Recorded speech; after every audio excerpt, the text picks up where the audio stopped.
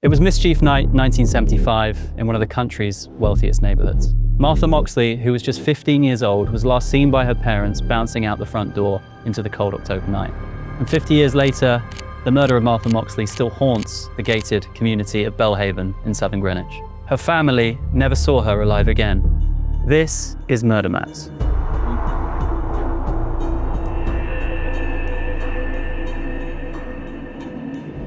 My name is Luke Kenton and I'm a senior reporter for the Daily Mail. I've been reporting on this case for a number of weeks and I've spoken to several people associated with the case, including Martha's older brother John and one of her closest friends in California.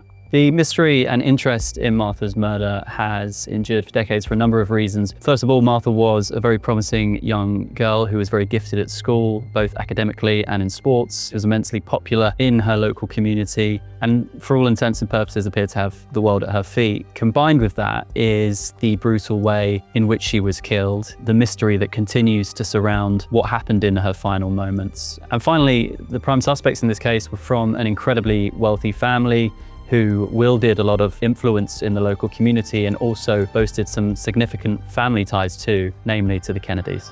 Michael Skakel's murder conviction was overturned by a judge who ruled that he'd received ineffective counsel at trial. He was released but never formally exonerated. Nobody else has ever been convicted in connection to Martha's death, but he continues to deny involvement in Martha's death. Let's begin by looking at the plot of this case.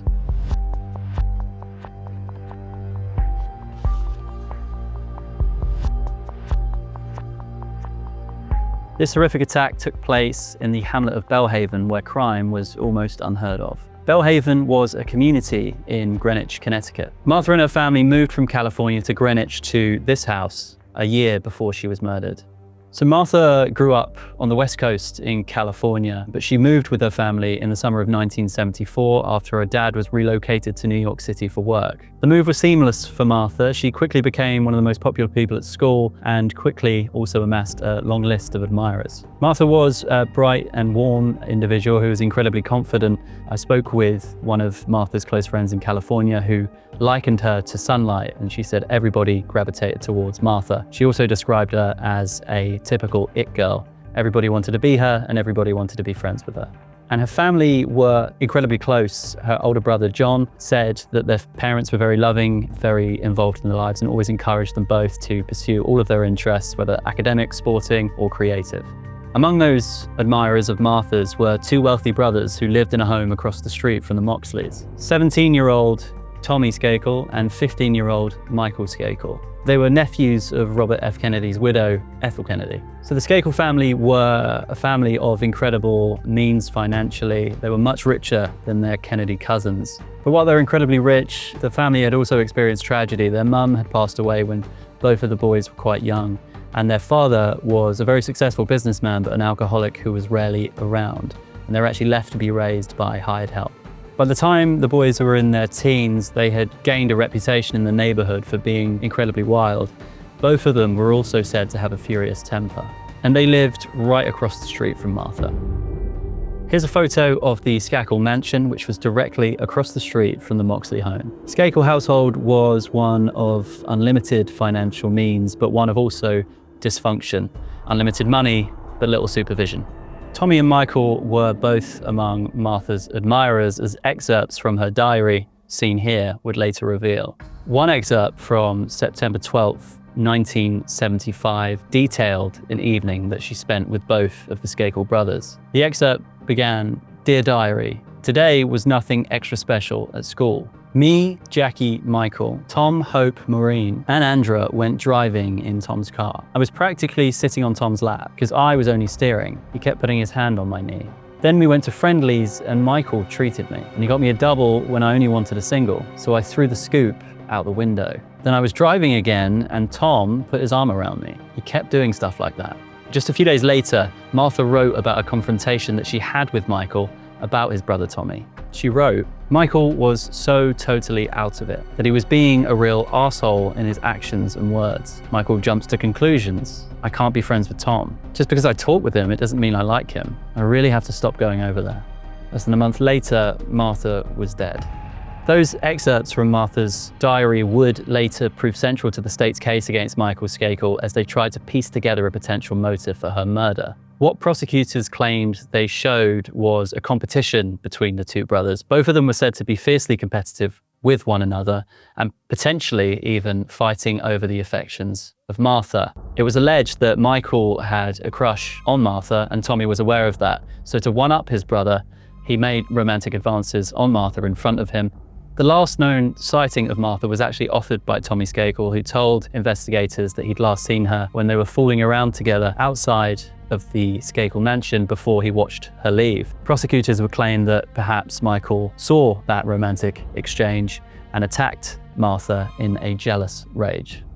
Okay, back to Mischief Night 1975. Teenagers were running riot through the local community of Belhaven, TPing trees, playing ding-dong ditch and laughing beneath the glow of streetlights. So Mischief Night is an annual celebration, always hosted the day before Halloween, where children and teenagers go out into their neighborhoods and pull a series of harmless pranks, which could include putting shaving foam on letterboxes or playing ding-dong ditch, TPing homes, things like that. It's not a tradition everywhere, but in Belhaven, it was a yearly staple. Martha was last accounted for at the Skakel home, where a party was being held. At roughly 9:30 p.m, Martha was seen outside with Tommy flirting. He later told detectives that he and Martha had fooled around before he went back inside to watch a movie with his live-in tutor. That story was later confirmed by the tutor. Tommy said that he last saw Martha walking in the direction of her home. The tutor later added to investigators that nothing seemed amiss with Tommy. He appeared to be in a regular mood, his clothes were clean, there was no indication that anything untoward had happened. Michael initially claimed that he'd actually left Belhaven to go watch TV at his cousin's house. 2 decades later, in a private interview, he changed the story. He later admitted that he had returned home that night. He'd gone to Martha's yard, climbed a tree, and then masturbated. Prosecutors claimed that Michael came up with the tree story to explain away any DNA that may have been recovered from the scene years later or discovered in evidence after retesting. None of his DNA was found on any of those items. When Martha missed her 10 p.m. curfew, her family started to panic. They went out to look for her in the local neighborhood, and when they couldn't find her, they called police. Night bled into morning, but there was still no sign of the girl.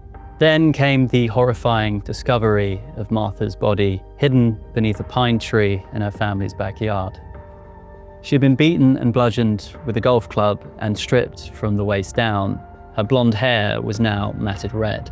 Martha was beaten so violently that the golf club's metal shaft snapped, and the killer later drove it through her neck.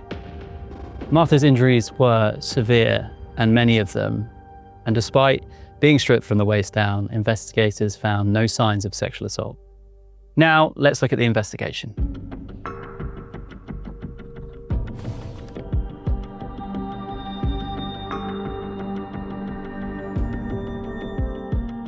Detectives were never able to pin down a time of murder for Martha. They estimated that the killing took place sometime between 9:30 p.m.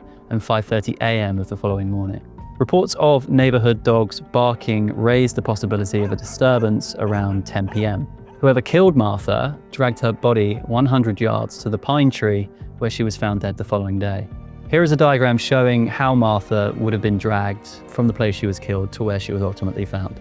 The police investigation was sweeping and swift. Hundreds of Martha's school friends were interviewed by investigators over the following days and weeks, and even members of Martha's family were asked to undergo polygraph tests, including her older brother John.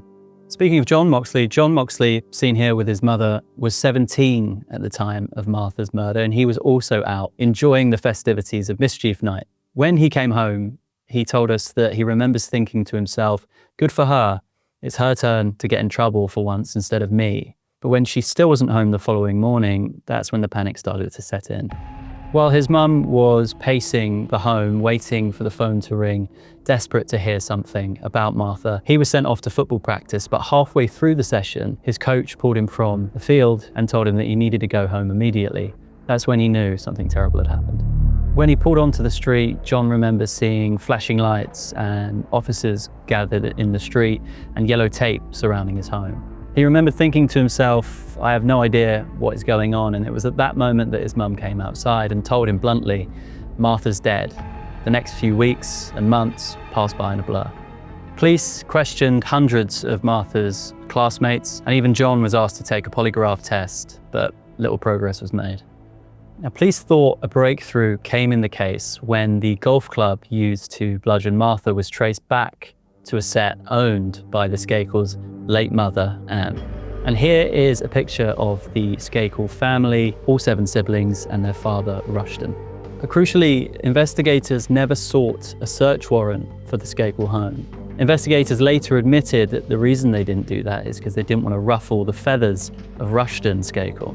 They told the Washington Post in 1987 that he had been magnanimous in cooperating during the early stages of the investigation. Tommy took 2 lie detector tests during that time. One was inconclusive, the second he passed. Rushton even welcomed investigators into his home, serving them coffee and snacks. His cooperation, however, soon ended. He withheld permission from investigators to access Tommy's school records 3 months after the murders. And his attorney refused to make any other family members available for future interview. Rushton Skakel was an incredibly successful and wealthy businessman. He actually helmed his family's company, Great Lakes Carbon, beginning in the 1960s. He was the brother of Ethel Kennedy, and he enjoyed relationships with local law enforcement, politicians, and other public figures. In 1991, to dispel the cloud of suspicion that was still lingering over his sons, Rushton Skakel hired a private investigative firm, Sutton Associates, to re-examine the case. The move backfired. In interviews the family believed would stay private, Michael Skakel changed his alibi and admitted returning to the Moxley home that night. He said he went onto her property and masturbated in a tree outside of her window.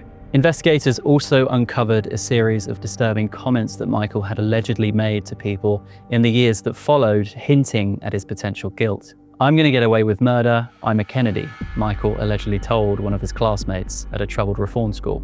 His attorneys later denied that he made those comments. They say the third-party allegations came from unreliable sources and coercive environments. Here are the 2 brothers a few years after Martha's murder. Seen here is Tommy, and below him is Michael.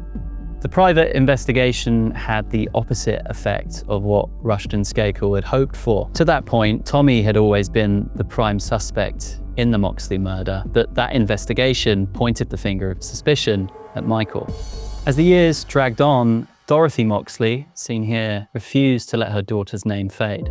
She talked to any reporter who would pick up the phone. She consulted psychics. She appears on television programs, and she constantly called investigators seeking updates and new leads. John said his mother had an insatiable drive and she refused to give up. And he said it's the tenacity that she showed that eventually led investigators to Michael Skakel. Now let's look at the arrest and trial.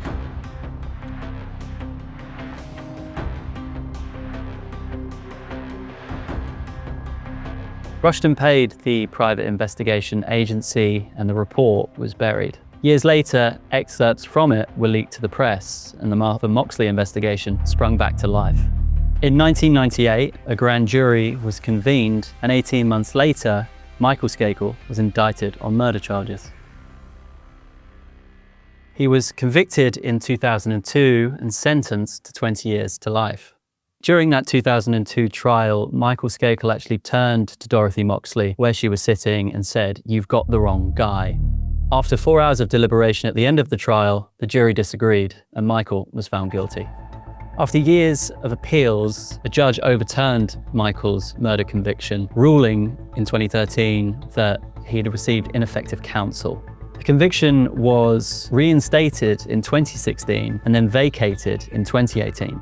And 2 years later, prosecutors announced that they were declining to retry the case against him, citing the passage of time and the death of a number of key witnesses.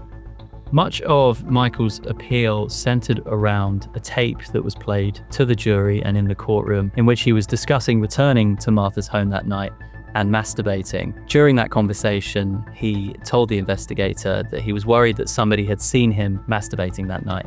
But during closing arguments, the state didn't play the portion of the tape in which Michael was discussing jerking off, which gave the impression that he was confessing to the murder. RFK Jr., Skakel's cousin by marriage, assisted in his defense. RFK later authored a book about Michael Skakel's case and argued for his innocence. In the book, he pointed the finger of suspicion at two other individuals that he claimed were responsible for the murder. Kennedy alleged the real perpetrators were two black teenagers from New York. His accusations were built on hearsay from a third party, and they upended the lives of two innocent men who insisted that they'd never even met Martha and were nowhere near Greenwich that night. His star witness, Gaetano Bryant, who was a cousin of NBA star Kobe Bryant, refused to testify under oath and would later tell the New York Times that his comments had been blown out of proportion, adding, "I don't know who killed Martha." Michael is still a free man, and another suspect has never been convicted. And finally, let's look at the aftermath of this case.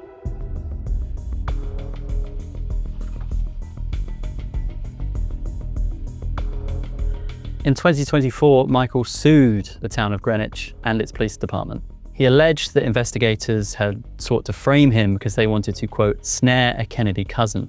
That litigation remains ongoing and the defendants have not yet issued a response. When I spoke to John Moxley about the lawsuit, he described it as dumb and dumber. He suggested that Michael's actions aren't indicative of somebody that wants to live a life away from the spotlight, saying, "I don't know why you'd want your name back in the papers." A friend of Martha's also said that she was disgusted by the lawsuit. She claimed that Michael was going out of his way to attempt to get free money because he would, quote, never make anything of his life. Michael's release was a crushing blow for Martha's family, but it did little to change their minds about what they believe happened that night.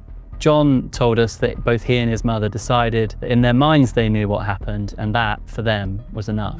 He said, "We chose to find peace with it and choose happiness with the time that we have left." Dorothy said she remained convinced that Michael was guilty and he was the one who swung the golf club, but she had no desire for further legal action.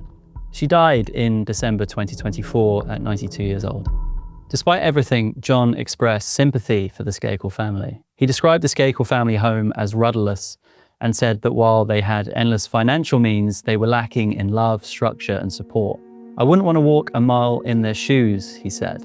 And he made those remarks in relation to Michael's battle with alcoholism at such a young age, and noting that the solution for the Skakel family and the problems that emerged appeared to be just hiring more help. "It was a tragedy on both sides," he added. This is the murder map of Martha Moxley.